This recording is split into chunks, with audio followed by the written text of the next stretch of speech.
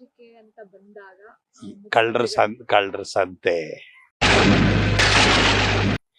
ಕಳ್ಳರ ಸಂತೆಯಲ್ಲಿ ಇಲ್ಲಿ ಒಬ್ಬ ದೊಡ್ಡ ಕಳ್ಳ ಇರ್ತಾನೆ, ಅವನು ಹೋದ್ರೆ ಸಣ್ಣ ಕಳ್ಳ ಬರ್ತಾನೆ.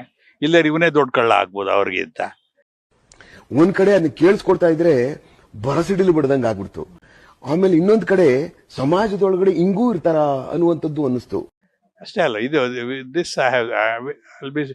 ಮುಂಚೆಯಿಂದ ನೋಡ್ಕೊಂಡ್ ಬಂದಿರೋ ತಾನೆ. ಇದು ಒಬ್ರಿಗಿಂತ ಉತ್ತಮವಾದವ್ರು ಬರ್ತಾರೆ ಅಂತ ಎಕ್ಸ್ಪೆಕ್ಟ್ ಮಾಡ್ತೀವಿ, ಅದಕ್ಕಿಂತ ವರ್ಸ್ಟ್ ಆಗಿರೋರೇ ಬರ್ತಾ ಇದ್ದಾರೆ.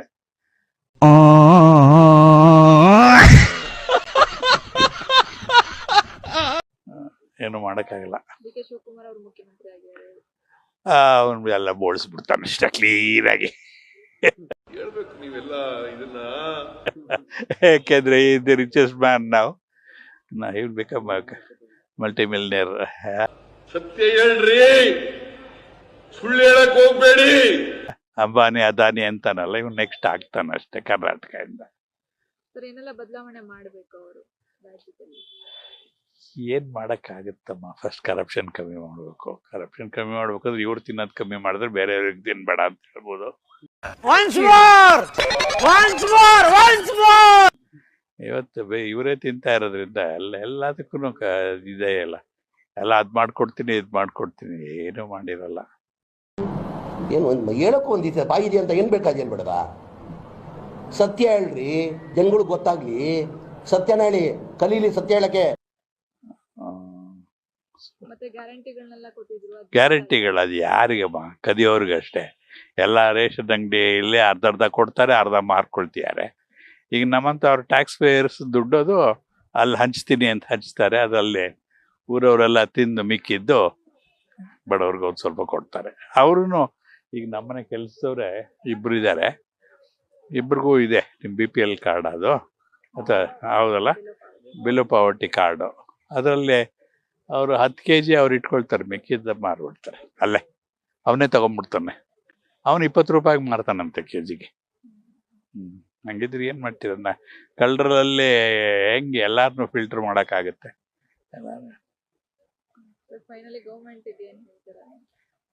ಏನಿಲ್ಲ, ಸ್ವಲ್ಪ ನಿಯತ್ತಾಗಿರೋದು ಕಲೀರಿ ಅಂತ ಅಷ್ಟೇ.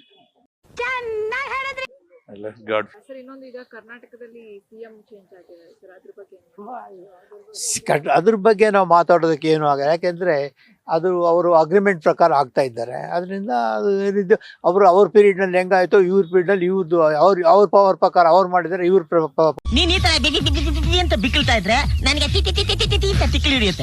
ಪ್ರಕಾರ ಇವ್ರು ಮಾಡ್ತಾರೆ. ಸರ್, ಇವಾಗ ಕಾಂಗ್ರೆಸ್ ಗವರ್ಮೆಂಟ್ ಬಂದಾದ್ಮೇಲೆ ಒಂದಷ್ಟು ಗ್ಯಾರಂಟಿಗಳನ್ನ ತಗೊಂಡ್ ಬಂದ್ರು. ಅದು ಜನರಿಗೆ ಯೂಸ್ ಆಯ್ತಾ? ನಿಮ್ಮ ಪ್ರಕಾರ ಯೂಸ್ ಆಗಿಲ್ವಾ? ಬಟ್ ಗ್ಯಾರಂಟಿಗಳು ಕೊಟ್ಟಿದ್ದರಿಂದ ಜನಗಳು ಸೋಂಬೇರಿಗಳು ಮಾಡ್ತಾ ಇದ್ದೀವಿ ಹೊರತು ಇದೇನು ಮಾಡ್ತಾ ಇಲ್ಲ. ಅದರಿಂದ ನಾವುಗಳೆಲ್ಲ ಎಷ್ಟೋ ಜನ ಕೆಲ್ಸಗಳಿಗೆ ಹೋಗಲ್ಲ, ಮನೇಲಿ ಮಲ್ಕೊಂಡು ಆರಾಮಾಗಿ ರೇಷನ್ ಬರುತ್ತೆ, ಎಲೆಕ್ಟ್ರಿಸಿಟಿ ಬರುತ್ತೆ, ಬಸ್ ಫ್ರೀ ಇದೆ, ಎಲ್ಲ ಇದೆ ಅಂತ ಆರಾಮಾಗಿ ಮನೇಲಿ ಕೂತ್ಕೊಂಡು ಅಷ್ಟಾಗಿದ್ದಾರೆ. ಏನು ಇಲ್ಲ, ಆರಾಮಾಗಿ ಕಾಲ ಕಳ್ತಾ ಇದ್ದಾರೆ ಹಳ್ಳಿಯವರು. ಅದೇ ದೇಶ ಬಡವಾಗ್ತಾ ಇರುತ್ತೆ. ದೇಶ ನಮ್ಗೆ ಉದ್ಧಾರ ಆಗ್ಬೇಕು ಅಂದ್ರೆ CMಗಳು ಸರಿ ಇರ್ಬೇಕು. ನೋಡು, ಇಂಥ ಜನ ಎಲ್ಲಿ ಸಿಗ್ತಾ ನಿಮ್ಗೆ? ಹೊಡಿರಿ ಚಪ್ಪಾಳೆ, ಹೊಡಿರಿ. ಇದು ನಮ್ ದೇಶ ಅಂದ್ರೆ ಇಂಥ ದೇಶದ ಬಗ್ಗೆ ಕೆಡ್ದ ಮಾತಾಡ್ತೀಯ ನೀನು. ಅವ್ರ ದಿವ್ಸಕ್ಕೆ ಒಂದೊಂದು ಅವರೇ ಕಿತ್ತಾಡ್ಕೊಂಡಿರುವಾಗ ಜನಗಳು ಏನ್ ಮಾಡಕ್ಕಾಗತ್ತೆ ಹೇಳಿ ಅಲ್ವಾ? ಪ್ರತಿಯೊಂದು ದಿನ ರೇಟ್ ಜಾಸ್ತಿನೇ ಆಗ್ತಾ ಇದೆ. ಸಾಮಾನ್ಯ ಜನಗಳಿಗೆ ಹೆಂಗ್ ಜೀವನ ಮಾಡೋದು ಅಂತಾನೆ ಗೊತ್ತಾಗ್ತಾ ಇಲ್ಲ. ಏನ್ ಮಾಡೋದು? ಅವ್ರು ಮಾಡಿದ್ದು ನಾವು ಮಾಡಿಸ್ಕೊಳ್ಳೇಬೇಕು. ನಮ್ ಕೈಲಿ ಏನಿಲ್ಲ. ಹೊರೆ ಬೀಳ್ತಾ ಇದೆ.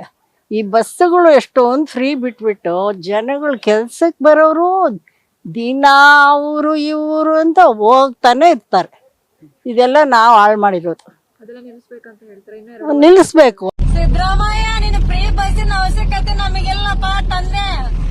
ಇವ್ರು ಎಲ್ಲಿ ನಿಲ್ಲಿಸ್ತಾರೆ? ನಿಲ್ಸಲ್ಲ. ಇವ್ರ ಕೆಲಸ ಆಗ್ಬೇಕು, ಇವ್ರು ಅದಕ್ಕೋಸ್ಕರ ಬಿಟ್ಟಿದ್ದಾರೆ. ನಿಲ್ಸೋದಂತೂ ಇಲ್ಲ. ಈ 2.5 ವರ್ಷದಲ್ಲಿ ಏನೇನ್ ಮಾಡ್ತಾರೋ ನೋಡ್ಬೇಕು.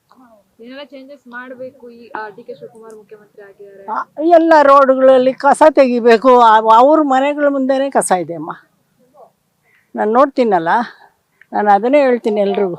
ಅವ್ರು ಇರೋ ಕಡೆನೇ ಹಂಗಿಟ್ಕೊಂಡಿದ್ದಾರೆ, ಇನ್ನು ಬೇರೆ ಜನ ಇರೋ ಕಡೆ ಹೆಂಗಿಡ್ತಾರೆ? ಈ ಬಡತವಿಂದ ದೇಶ ಉದ್ಧಾರ ಆಯ್ತದ ಅಲ್ವಾ? ಎಲ್ಲಿ ಕಸ ಹಾಕೋ ಜಾಗ ಎಲ್ಲ ಬಿಲ್ಡಿಂಗ್ಗಳು ಕಟ್ತಾ ಇದ್ದಾರೆ.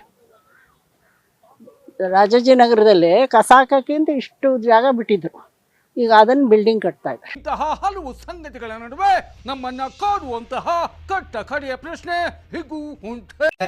ಇಷ್ಟು ಹೇಳಕ್ ಇಷ್ಟಪಡ್ತೀನಿ. ಓಕೆ ಫ್ರೆಂಡ್, ಬಾಯ್. ಮತ್ತೆ ಭೇಟಿಯಾಗೋಣ. ನಮಸ್ಕಾರ.